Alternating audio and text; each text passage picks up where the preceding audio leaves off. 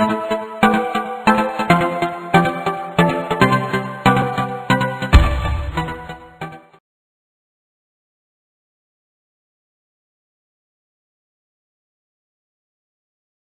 thought I was supposed to speak about gender, but Hindol's spoken so much about gender, it's a bit difficult. I want to start by telling you 3 stories of what has transpired with me over the last few days. Yesterday, I was meeting a friend that I hadn't met for about 5 years. She's a senior, a Marwadi lady born in one of the most prestigious and wealthy Marwadi families and married into an equally prestigious Marwadi family.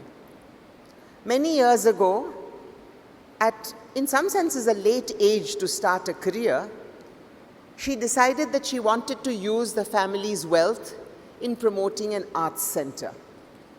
And within the educational precincts of Ahmedabad, she started an arts center which now is celebrating its 25th year. It has become an important arts center where sculptors and painters are given residencies, where people come and exhibit art. And though she has been a friend, it was only yesterday that I heard the inside story. I had always thought that she was one of these women from the sort of wealthy families who turned to art, who turned to promoting the arts. And she said to me yesterday that, you know, as a Marwadi girl, I was never considered much in the family. Yes, my father would say, हाँ आ जाओ बिटिया, गहने करवा देंगे, साड़ी पहनवा देंगे, नई साड़ी ले लो. But I was never considered somebody who rightfully had a part of my parents' wealth. Then when I married, it was the same. It was my husband's wealth, and he would give me whatever I wanted to use. अच्छा क्यों चाहिए? अच्छा नई साड़ी खरीदनी है, जाओ ले जाओ. And she said it's only when I moved to Ahmedabad that I suddenly saw women who were running their own businesses, even if they were not women who had their own bank accounts. And I started saying to myself, यार मुझे भी करना चाहिए, कुछ तो independence चाहिए. And that everything that she had done since, including the arts center, was by squirreling away money and making it her own. And she said, तुम्हें मालूम है मल्लिका, आज भी अगर मेरे बारे में अखबार में कुछ आता है तो मैं अपने हस्बैंड से छिपा कर रखती हूँ, क्योंकि आज भी 25 साल के बाद उन्हें पसंद नहीं है कि मेरे बारे में अखबार में कुछ आए. और मैंने जब आर्ट सेंटर्स शुरू किया था, I would be talking to architects, I would be talking to artists, many of them were male. मैं घर जाती थी तो मुझे सुनना पड़ता था, आदमियों के साथ क्यों बात करती हूँ. And she said, even today, my art center is celebrated across the state, across the country, लेकिन मेरे husband से मैं कह नहीं सकती कि देखो देखो क्या आया. Story number 1. Story number 2. Kanchan was 17 years old when she got married. She was brought up in a village in Viramgam in northern Gujarat. Her parents were very liberal, they were very wealthy and successful farmers, so she was brought up in what one would call a tomboy fashion. She was educated and was allowed to roam around with her brothers and so on.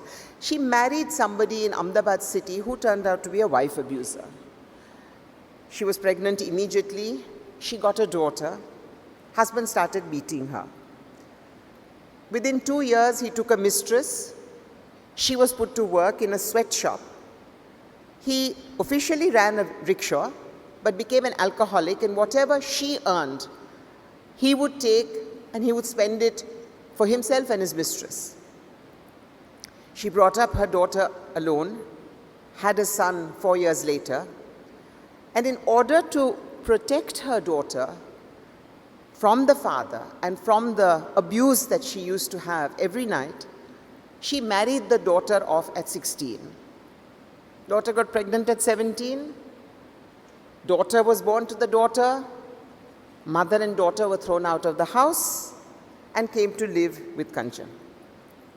So, Kanchan had, at 33 or 34, she was an abused wife of an alcoholic husband. She had a daughter and a granddaughter and a son to protect. She continued working. She gave up the factory. She started working in households. She came to work with me and started listening to my rhetoric about women's issues and why do you put up with this? After several years of convincing her, I convinced her to go to the police about the violence that she was suffering every day. She went to the police. They wouldn't take the complaint. I sent a senior administrator from Darpana, wouldn't take the complaint. ये तो घर की बात है, घर में खत्म कर दो. Finally, I called a senior officer and I said, this is ridiculous. She is severely beaten. She has broken 2 ribs. She can't hear from one ear, all because of this abuse. So the husband was put under custody for 24 hours, then let off on bail. She filed for divorce in the family court, which is supposed to be a fast-track court, and it's supposed to deliver justice in 6 months. It's 7 years since then. The husband still comes and rapes her whenever he pleases. The police say, "Ghar ki baat hai, kya kare?" When she goes to the court, she is told, "Mudat hai, 6 mahine mein aa jana, 4 mahine mein aa jana." Meanwhile, her daughter was growing up, pretty girl, men all around being predatory. Kanchan would come to work. Her daughter and granddaughter would be in the house. Daughter fell in love with somebody. Couldn't get a divorce. They made a settlement within their community, and Kanchan had to agree that all the jewelry that she had made for her daughter, everything that should have come to her daughter as alimony, any money that should have come for the protection of the child had to be written off in this community, and then her daughter was free. In the whole process, she was abused. The community threatened her. Community threatened her daughter. Community threatened her grandchild, saying that the child would be taken away and given away to foster parents. Until today, she continues fighting her battles in court. Every evening when she goes home, she has no idea whether the husband is going to come and beat her up, rape her. The child sees this, and the child cringes. It's a one-room house. I have tried to convince her to move out, to move to our quarters. And her answer is that at least with the husband in the house, the other men leave me alone. Otherwise, I would be meat just walking down the street. Third story. I have a young dancer. She is brought up in a Jain family, very pious Jain family, who by some quirk allowed her to do Bharatanatyam. She did a BA and an MA in Bharatanatyam and started working with me in Darpana a year and a half ago. She was obviously having a very rough time with a family that swung from wanting her to be independent to not wanting her to be independent. And she would come crying and harassed. And I'd say that, you have to get out of this situation. You're earning a living. If you want to move into the quarters, move in, but you can't stay so traumatized all the time. Fell in love, Patel boy, not allowed. She decided that she wanted to get married. Parents threw her out of the house. She moved in to our quarters. A month later, the parents came and said, no, everything's fine, everything's wonderful. You come home, we'll get you married to the guy you want. This was about 6 months ago. So marriage preparations started. Boys' family were convinced. Girls' family were convinced. And then suddenly, 2 months into these preparations, the father turns and says, but you are a burden. Why are we doing this? You are an ungrateful wretch, and I don't know why you are doing all this. So she came crying again, and we said, listen, if you want to just get married, if both of you want to get married, just get married. Go to a registry or go to an Arya Samaj, whatever. Just get married, as long as both of you are. Finally, it came to a head on Saturday, last Saturday. And she came weeping and she said, we either have to get married tomorrow or I'm not getting married. So I said, is your fiancé okay with that? Yes, the fiancé is okay. So we spoke to both of them. We said, okay, let's get an Arya Samaj wedding. If that's what you've done, Darpana will be your family and will be there and so on. 4 o'clock in the afternoon, she calls me and she says, The fiancé is now saying no because his larger family is saying, लोग क्या कहेंगे? लोग कहेंगे कि pregnant होगी इसलिए ऐसे जल्दी जल्दी शादी कर रहे हैं. So now he is saying no, I want to kill myself. So I called them both and I spoke to them and I said to him, do you or do you not want to get married? Are you in love with her and are you committed to her? So he said yes. So I said, then it's wrong. If the parents, if your family wants a proper wedding, let them have a proper wedding whenever they want. But she can't go like this from her house and weeping and so on. So Sunday morning, we got them married. Monday morning, my dancer comes to rehearsal, again in tears. So I said, now what's the matter? She said, एक दिन हुआ है और मेरी सास कहती है मंगलसूत्र के बिना कहाँ जा रही हो?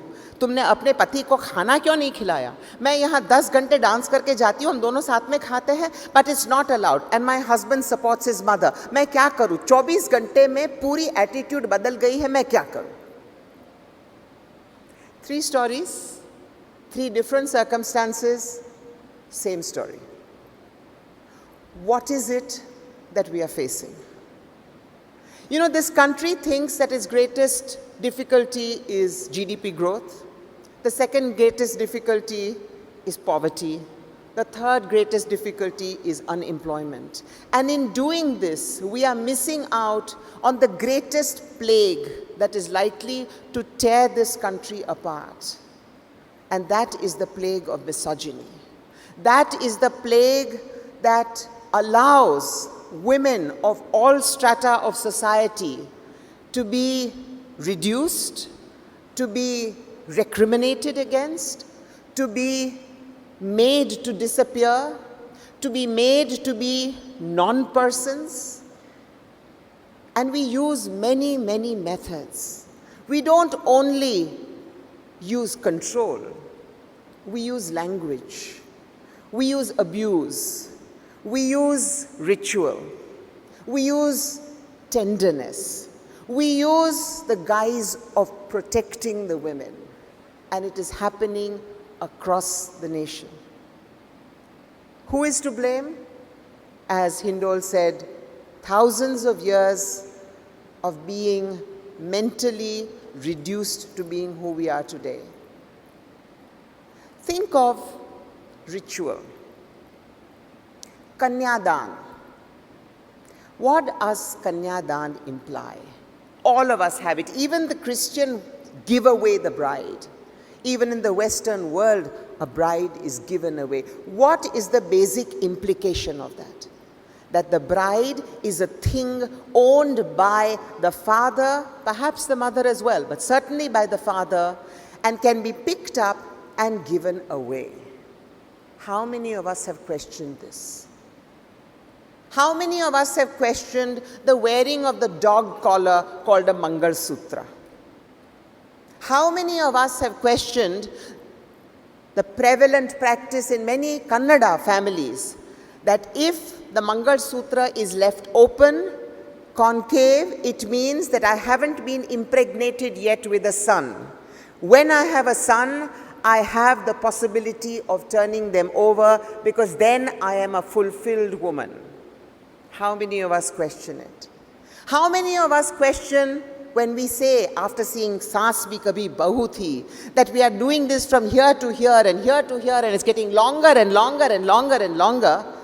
How many of us say, if it is such a wonderful sign of a happy married life, why are not the men doing it?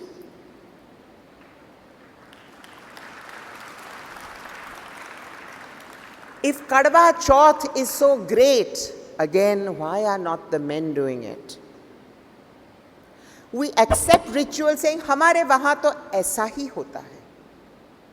नहीं नहीं, हम डाउरी नहीं देते, लेकिन हाँ 5 दिन का सेलिब्रेशन करना पड़ता है और 200 लोगों की बारात आएगी और हाँ उनको एक फूड कोर्ट देना पड़ेगा और 5-star होटल में रखना पड़ेगा, लेकिन दहेज की हम बात नहीं करते.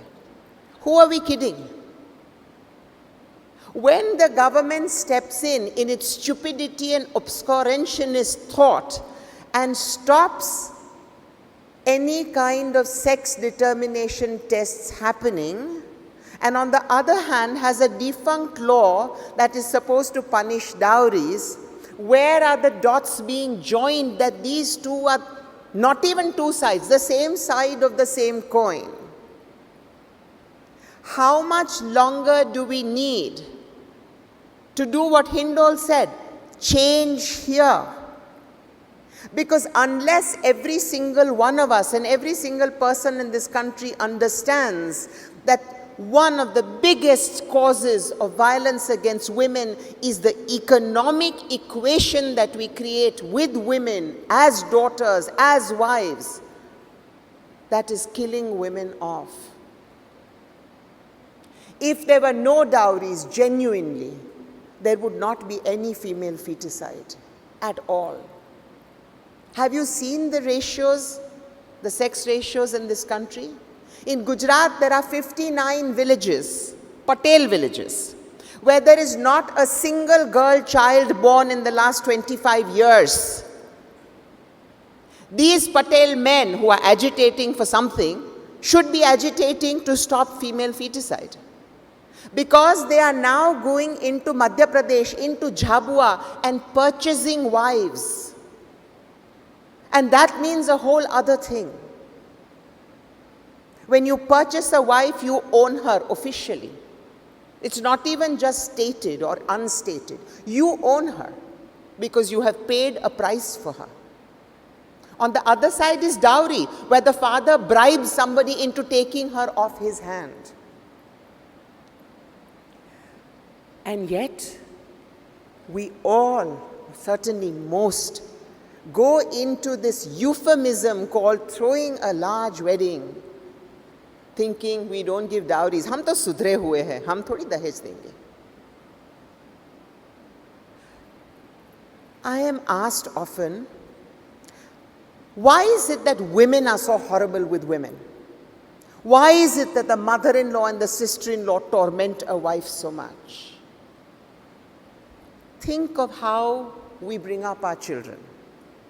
From the day she is born, a girl child is made to feel that she is less wanted.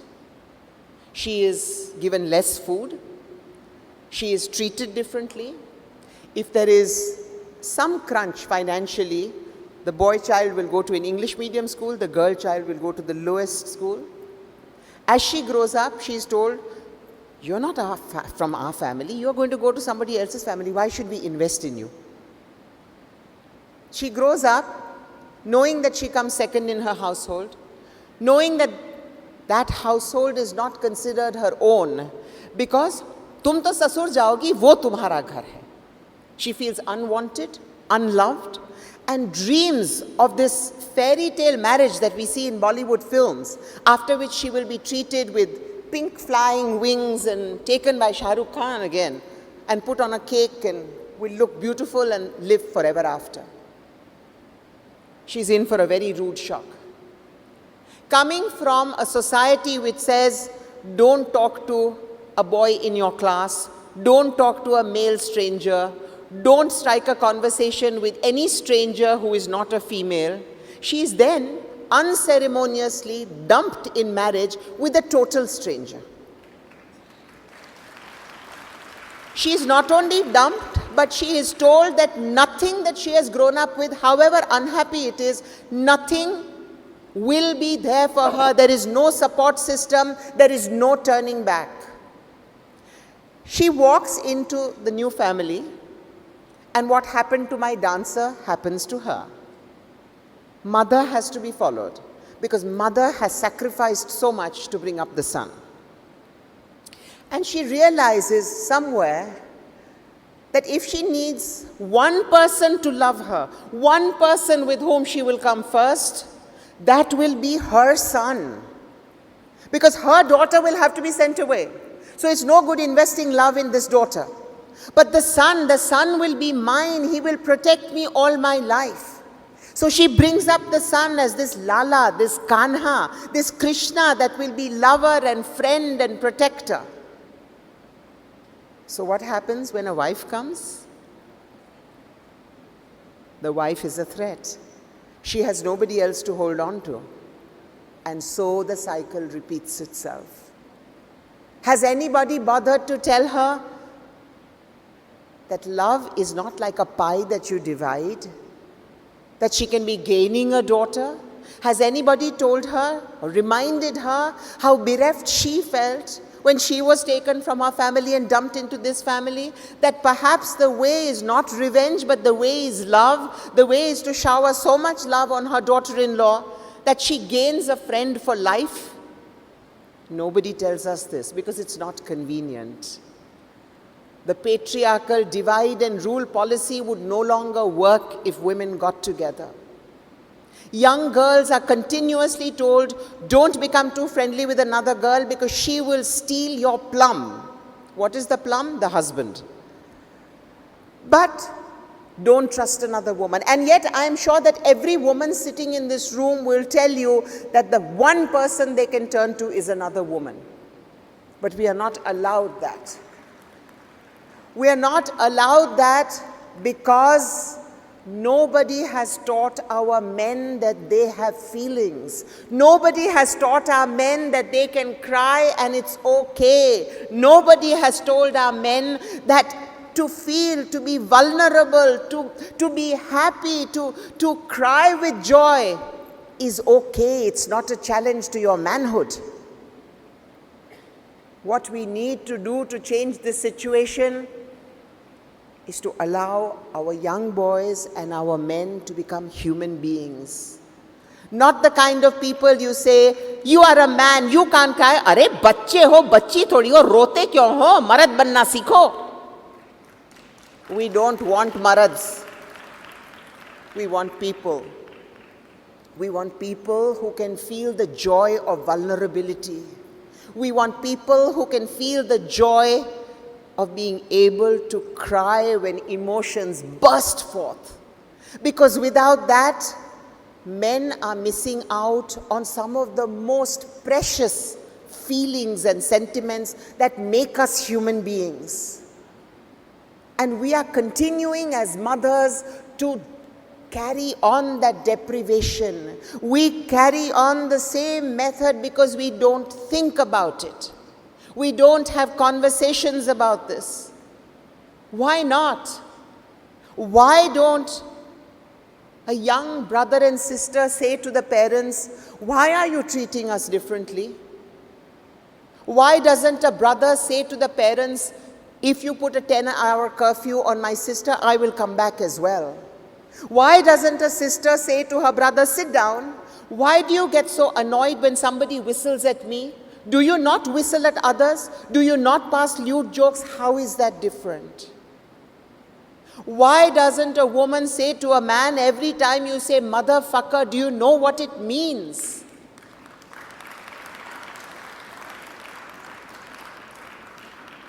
Think of one abuse in any language that does not have to do with impregnating or penetrating or tearing apart a woman's body. And we use it every day. We are so desensitized to it.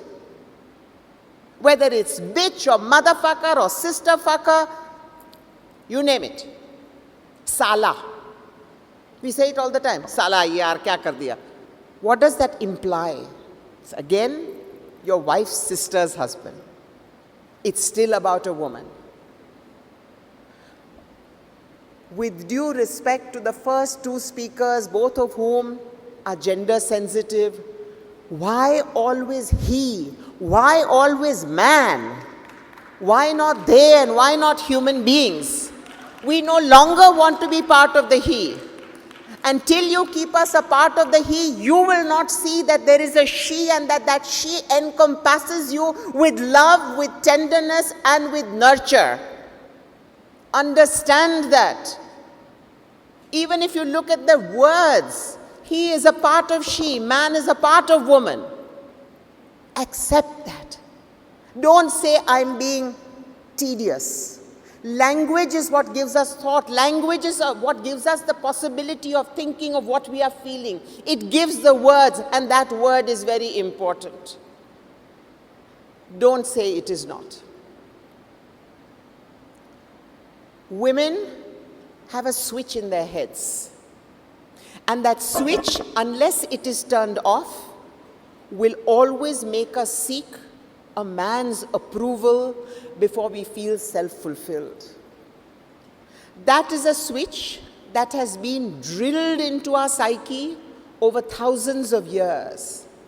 I have seen women astronauts, women scientists, women head honchos of big corporates, brilliant women, successful women, light up when their husband or their father suddenly pats them on the back.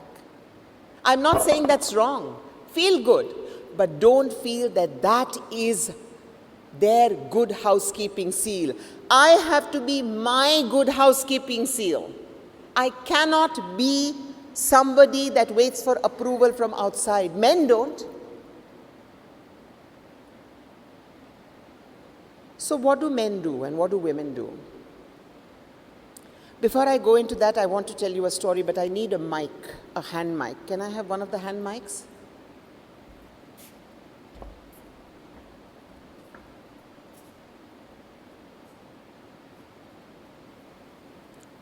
Once, there was a princess who whistled beautifully. Her father, the king, said, "Don't whistle." Her mother, the queen, said, "Don't whistle." But the princess continued whistling.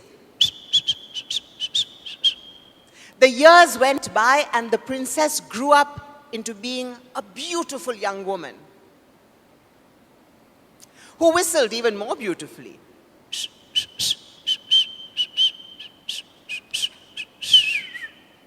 Her father, the king, said, "Who is going to marry a whistling princess?" The queen said, "Who will marry a whistling princess?" Then the father had an idea. He announced a Swayamvara. "Whoever defeats my daughter at whistling shall have half my kingdom and her hand in marriage." So, soon the palace filled with princes whistling. Some whistled well. Most whistled badly. But nobody could defeat the princess. "Now what shall we do?" said the king. "Now what shall we do?" said the queen. But the princess had an idea. She said, "Father, mother, I am going to ask each of these men a question. Whoever answers my question correctly shall be my husband." So she went up to each man and said, "Do you accept that I have beaten you fairly?" "No, no, how can a woman beat us? No, no, it's out of the question. No, no, this is all cheating. Nahi, nahi, nahi, bilkul nahi, ho hi nahi sakta." Till finally one man said, "Princess, you have beaten me fairly." She said, "Father, mother, this man shall be my wife."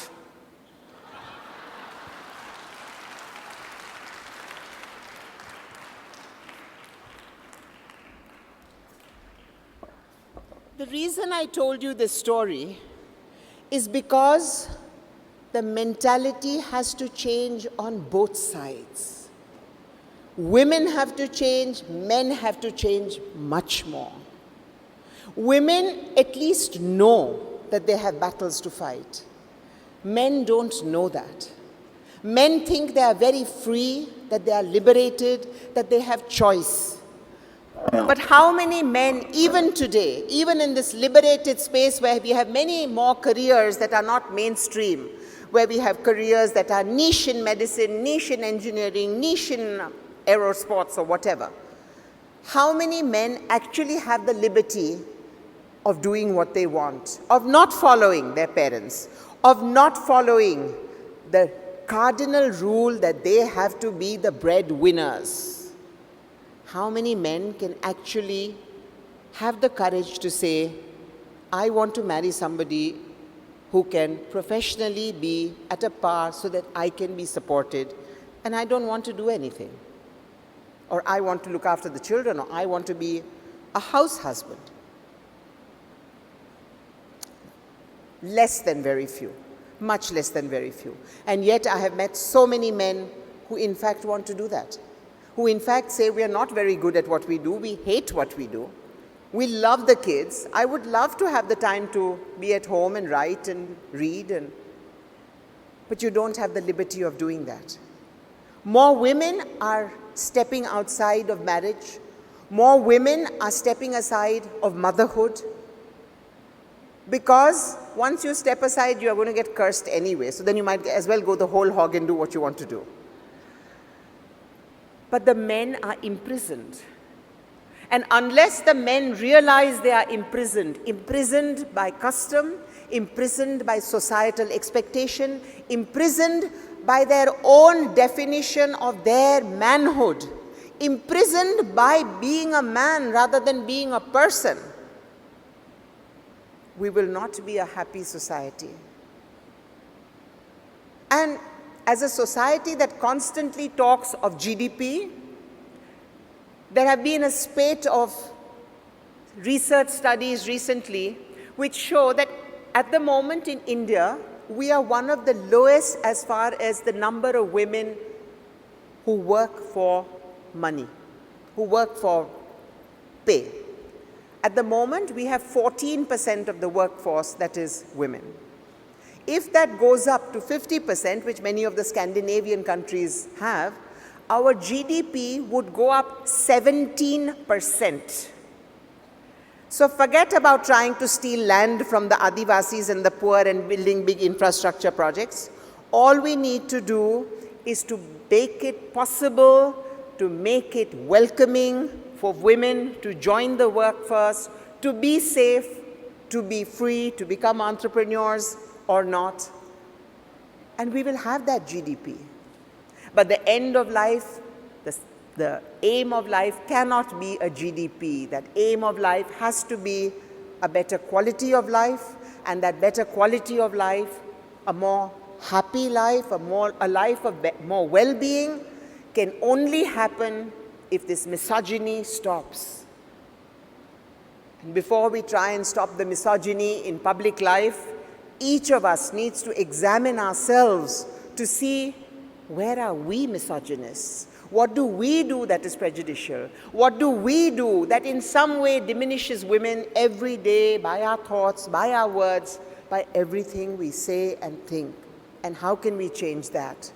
Because if we do, then we will be able to do it with our children, with our families, and then we will change this world. And we will change it into one where we can be us, not gender, not religion, not caste, but each of us, so that we can flower and let others flower.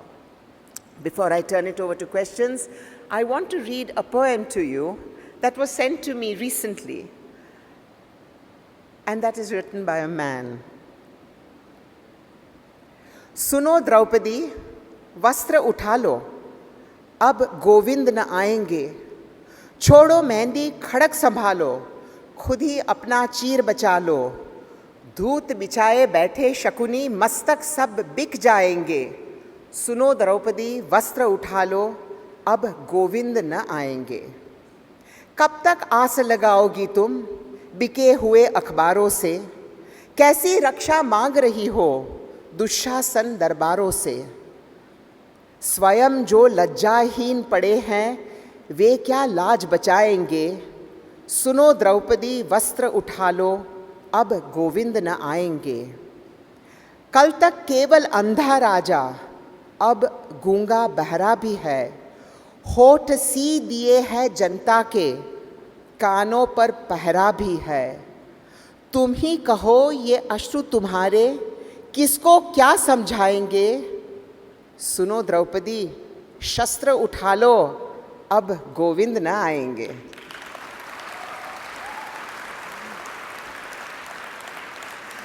This is by the poet Pushpamitra Upadhyay, who has very kindly given me permission to perform it, so maybe next time. Over to you.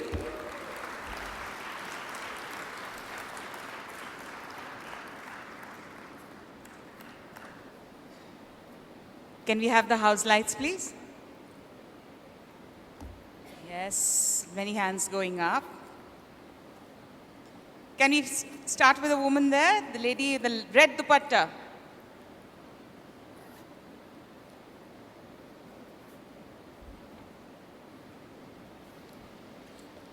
I have a question, probably with my profession. I'm a gynecologist. A lot of people come to me for prenatal sex determination and also for early abortions. Sometimes it is very difficult to say no. Even if I don't do it, I have to send them to somebody else. So my question here, or my observation is, if prenatal sex determination is done, follow up and see if that girl child is born. And if she is not born, penalize the husband or the father of that girl child. Do not penalize the mother. Okay. I think in this whole thing about dowries and so on, what is needed is massive education. We are just launching in Darpana a 3-year project in high schools and colleges aimed entirely at young men to make them aware of how their behavior or their language, what repercussions does it have? Because they don't realize. They don't realize that हाँ हमारे वहाँ तो ऐसे ही बड़ी शादियाँ होती है. What that actually means.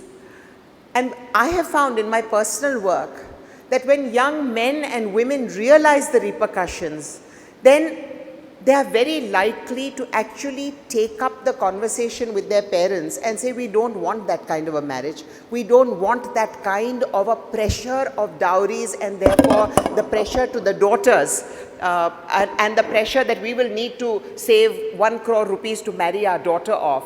And one can actually open up one of the many kadis of a chain. But criminalizing or decriminalizing in our country just means more corruption, more things happening underground. I think education is the only way, but our government, in spite of all these IEC funds, doesn't actually look at the efficacy of the education that is happening, and therefore this just gets on and we don't have conversations.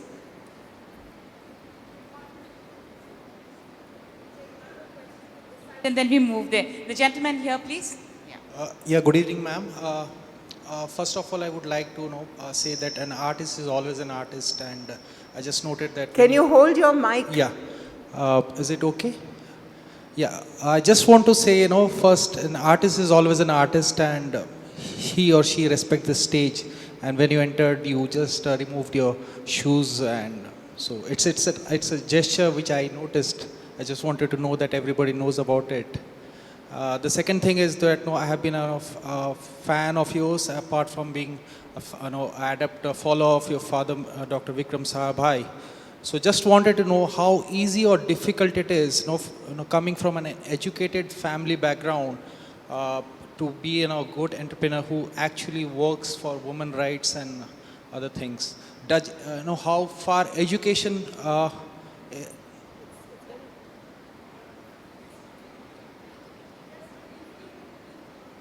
briefly repeat your question, just focused question. It's very difficult, it's very boomy here. So it's very difficult to hear you. So, what was the question? Coming from an educated family? Yeah, see, being your father a reputed scientist, how easy it is for you to bring all these cultural or moral values for upliftment of women, and how does education actually help?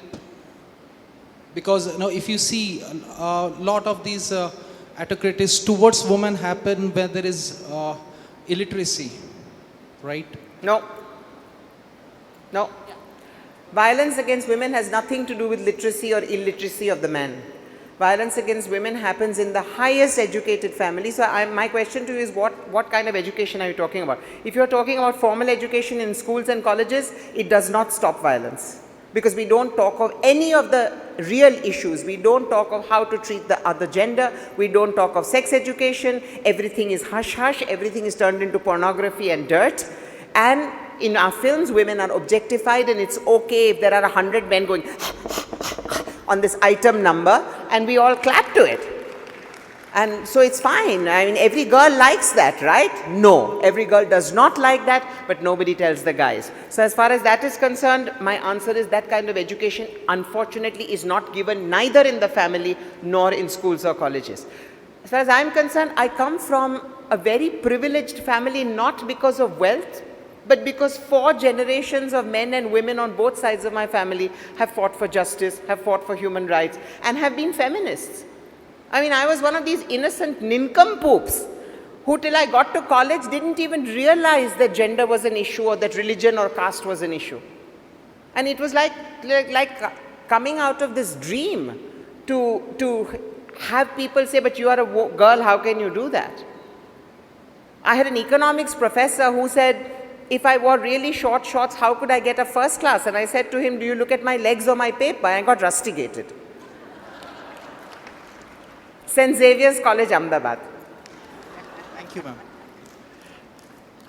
Any hands going up there? Right behind. One hand up there. Yeah, the person who's standing.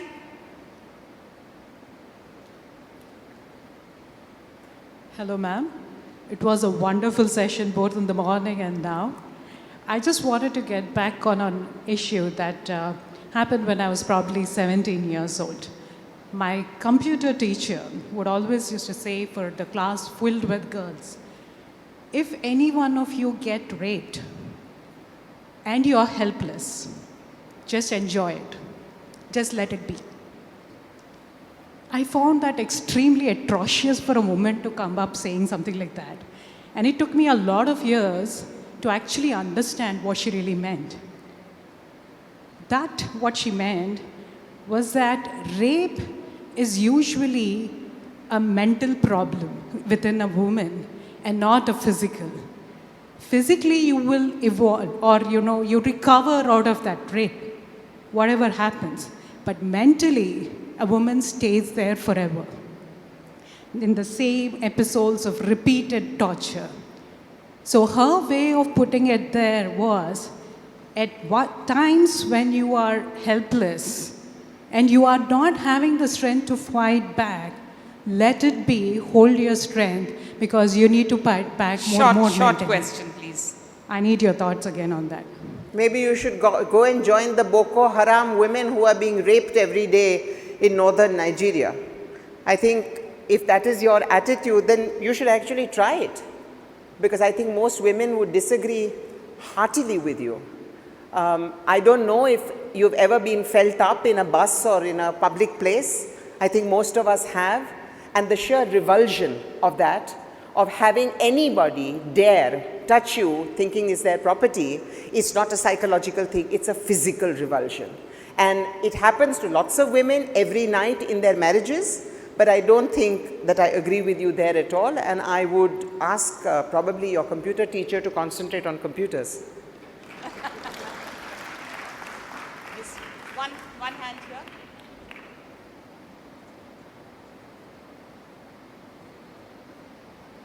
That is really in tune with Asaram Bapu and Mulayam Singh and people who say boys will be boys. Rape होता है तब 2 हाथों से ही ताली होती है, एक हाथ से ताली नहीं होती है. That's the same mentality that you're talking about. So thank you for a wonderful You speech, have to. madam. I think I have to give everybody training on how to hold a mic. Yes, thank you for a wonderful speech, madam. Madam, don't you think that content and portrayal of women on media, particularly television and cinemas, is consolidating disparity and discrimination against women? And could we do something to change the content and portrayal of the women on TV serials and cinemas? I feel that this content and portrayal is totally damaging the status of the women in India. So still, Kabir, Saas Bhi Bahuti, these kind of serials, these are consolidating the status of women in India. Because all the middle class... We got your question. All the middle class and the elite class and all so many sections of women, they are totally addicted to the TV and they are I think we getting got your consolidated question. of what they I are think portrayed. So I could we change personally something? don't believe in banning things.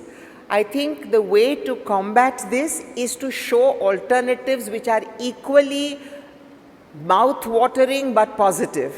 So for instance, when films like, what was this film of Kangana Ranaut's that came out? Queenie. when films like Queenie come out, where a rural girl says, basically, I'm going on my honeymoon, if there's no husband, so what? I think that is giving out a very positive thing. I don't know how many of you remember about 15, 18 years ago, this television serial called Udaan? Yeah? Or Rajni? These were incredibly positive role models that people could adhere to, that women could be like. That's what I try and do in my performance work, is to show alternatives that you can be like. But I think that unless those alternatives are encouraged, we are not going to be able to fight this. Because you can only fight it with a positive, not with a negative, and not with bans. Next question here.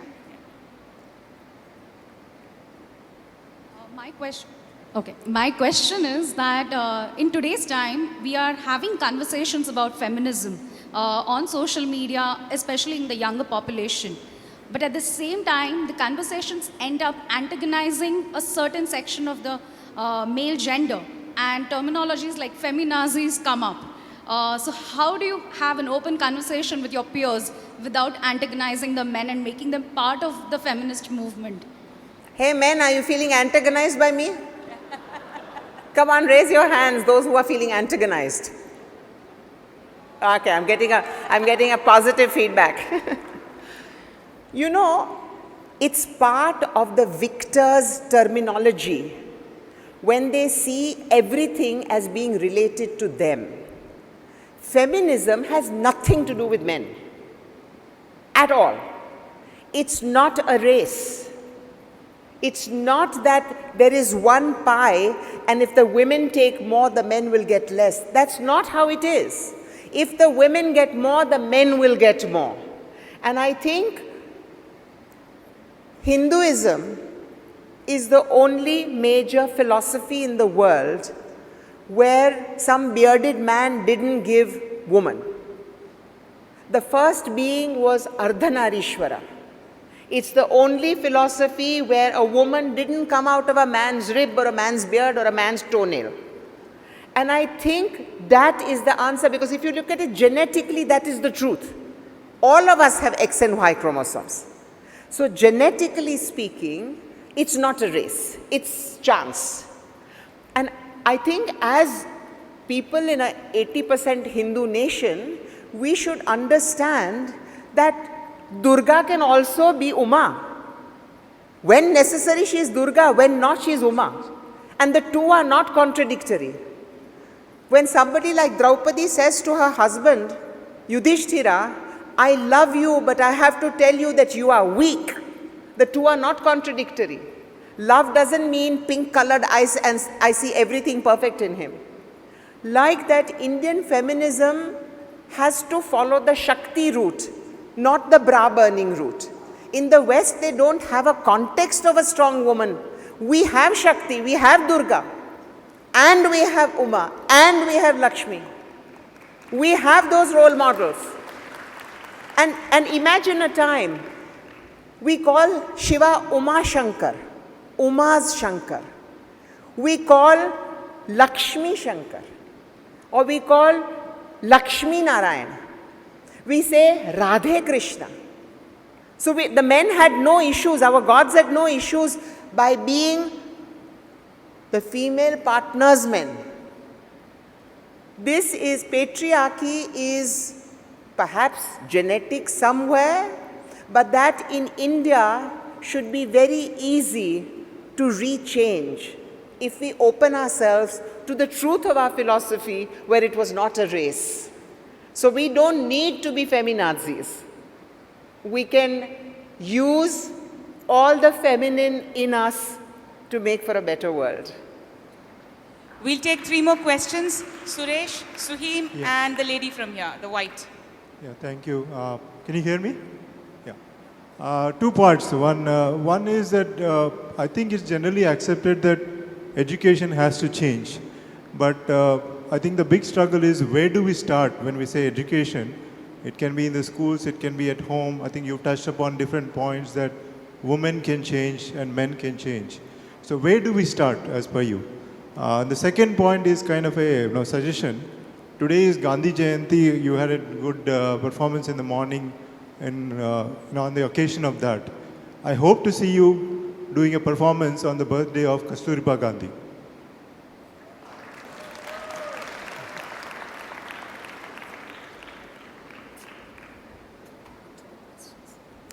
Is a woman who is willing to be objectivized more dangerous than a man who objectifies a woman? My first encounter with sex workers who saw it as just another profession was when I was, many years ago, at an HIV conference in Kuala Lumpur. And there was a huge contingent of women sex workers from Australia and from the northern European countries, who said to me, "Why are you so prudish as to think that the use of the body to earn a professional income is less or more than the use of the brain? You use the brain, somebody uses the hands, we use the body. It's nothing to do with our emotions. We need to make money. We want to fund our education. Why this prudishness?" And it brought another perspective to me, saying, yes, why is the body different? I think the body is different because more exploitation happens there and more power games happen there. But I don't think that one can take a judgmental role about whether a woman is more objectionable or a man. I think objectification itself is so awful that to objectify a race or to objectify a gender is bad enough without having to say who is worse. Suheem? Go there.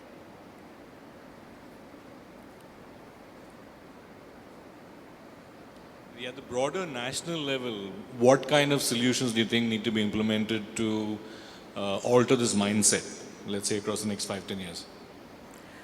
I would think that the Prime Minister would need to understand that this is something that is ripping the country apart. I think that a 5-year plan to sensitize everybody from Parliament down to the last teacher and the last parent, but like on a war footing. Like when you have an epidemic of swine flu and everything comes in, this is worse than swine flu because it's insidious, because you can't see it, and because women get terrorized at every moment of every day. Short of this, everything is small. But it has to be understood and accepted first. Third row, white. One last question. Would you like to answer any of this? Can you hear me? Hold it closer. Yeah.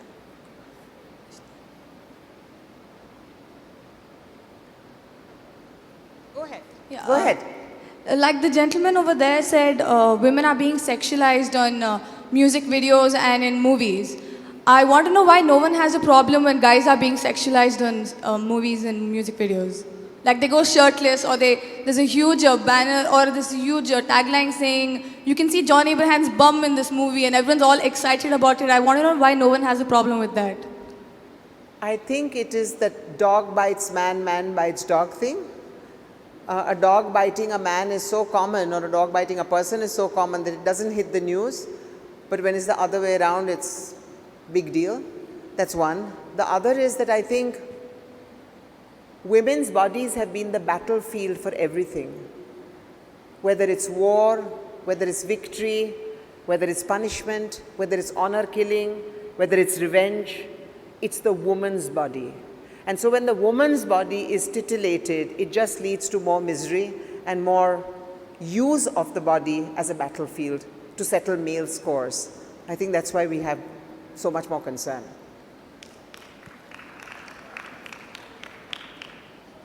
Two quick questions from this side. Yes. There are exceptions, like... There are exceptions to everything. No. Yes, ma'am. We have only one girl child. Can you hold your mic closer? We have only one girl child. She is happily married, and we have a lovely granddaughter born in Houston, Texas. And we are very, very happy with that. Thank you. The girl behind.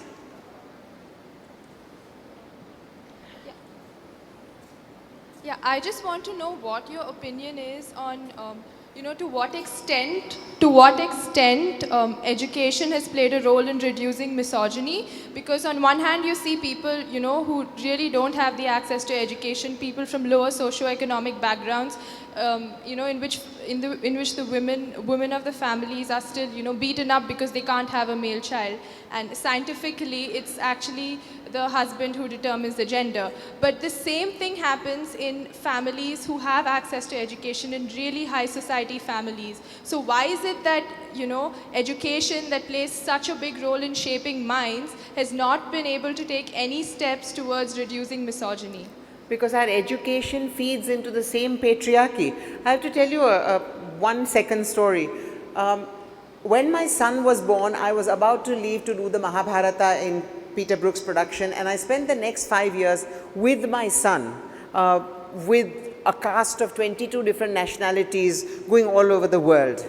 When we came back to Ahmedabad, I put him into what was then one of the most liberal schools, and he came back very upset the first day, because on the first page of his social studies book, there was a chapter on the family, and there was a picture, and the picture showed the father with a briefcase at the gate waving, and the son with the satchel waving, and at the kitchen with the balan in her hand, and the little daughter with a jhadu in her hand waving, and the caption read, "Father works, brother studies, mother works in the house, sister helps." And my 5-year-old son comes and says, "What a strange family." So what is it? Have you seen how many doctors in pictures in textbooks are women? None. Have you seen how many pilots? And yet what is the reality? We don't reflect that reality at all. And we not only don't reflect it, we don't even demand that it gets reflected. So yes, on the one hand, to a family, to a woman who has no education, even bad education, will open new paths for her. It might empower her to take a stand, to become financially independent, and that's wonderful.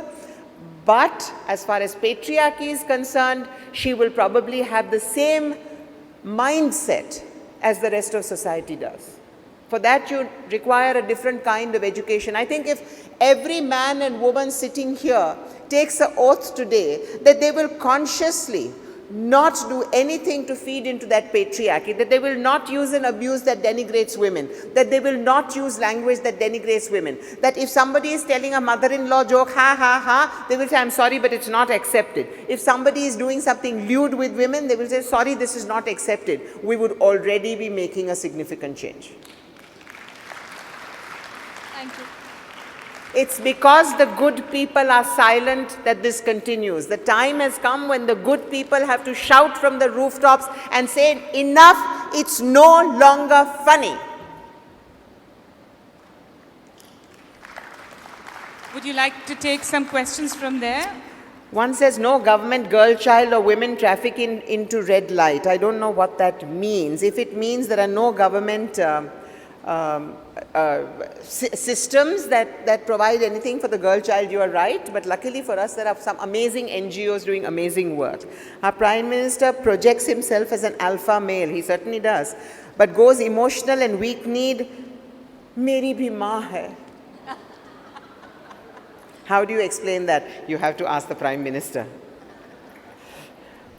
Do women want house husbands? Don't they want their men to stand up for them? Why? We are not in some age where a bear is going to come and attack us. Hello, we are in a civilized, so-called civilized society. Do we want house husbands? No, we want nice men. We want good men. We want men who can understand, who can empathize, who can sympathize, who can support. We don't want house husbands, and we don't want wives as the princess did. How much ever I try to see my mother-in-law, I still tend to... Can you read that? Reservation for women in different domains, tying up to uplift weaker sections, saying it, you are weak. No, I think I have a slightly different take on reservation. I think we need a different kind of reservation. Many of you must have heard about the Super 30 in Patna, where a group of people is taken and trained to be up there. As far as women in parliament go, I do believe a reservation is required only because the whole political field is so dirty and so skewed towards muscle power and money. But I think any reservation has to be totally time-bound. So if in 10 years women are not able to establish them, then the reservation stops. So yes, I think reservation of women in certain categories is necessary, but not as a sop, but as a knee up, and you need to train them to not have to need reservation in a very short time. That's my take on it. Mallika, if I don't take one question from there, I'll make a lot of enemies there. One hand going up. Oh, nobody. Yeah, very quick.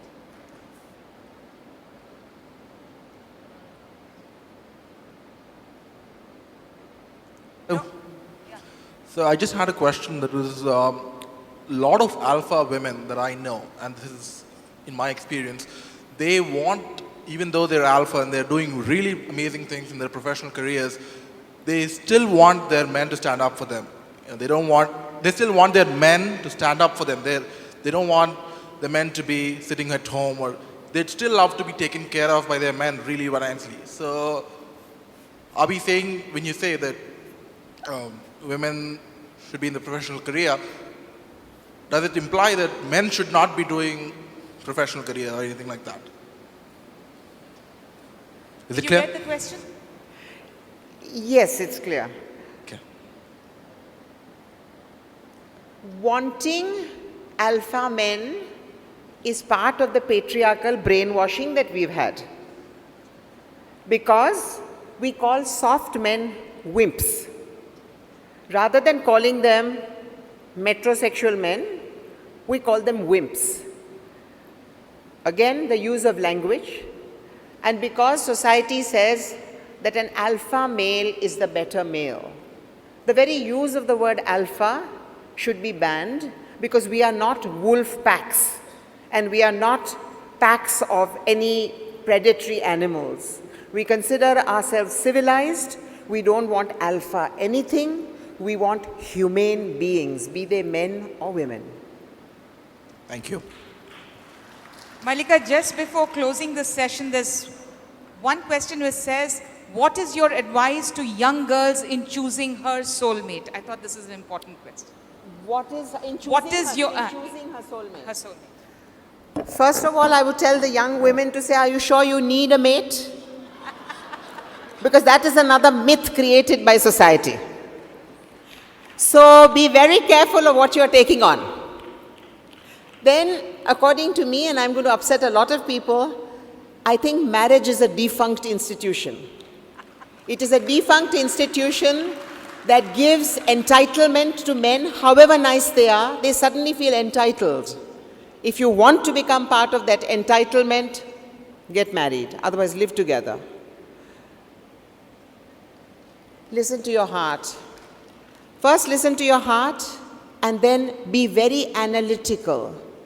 Because the heart will stop thumping in a few months, but you'll still have to put up with the guy or the girl.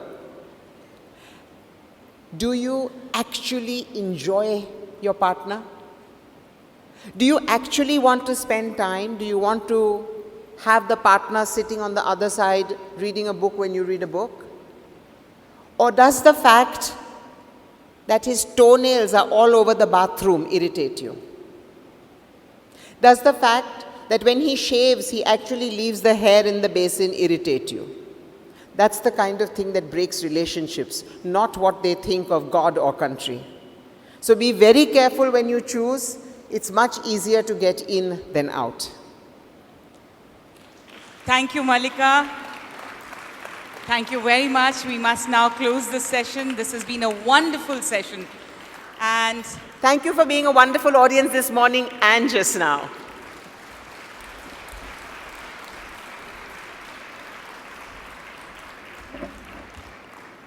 Ladies and gentlemen, all good things must come to an end, so must this wonderful day that we've had.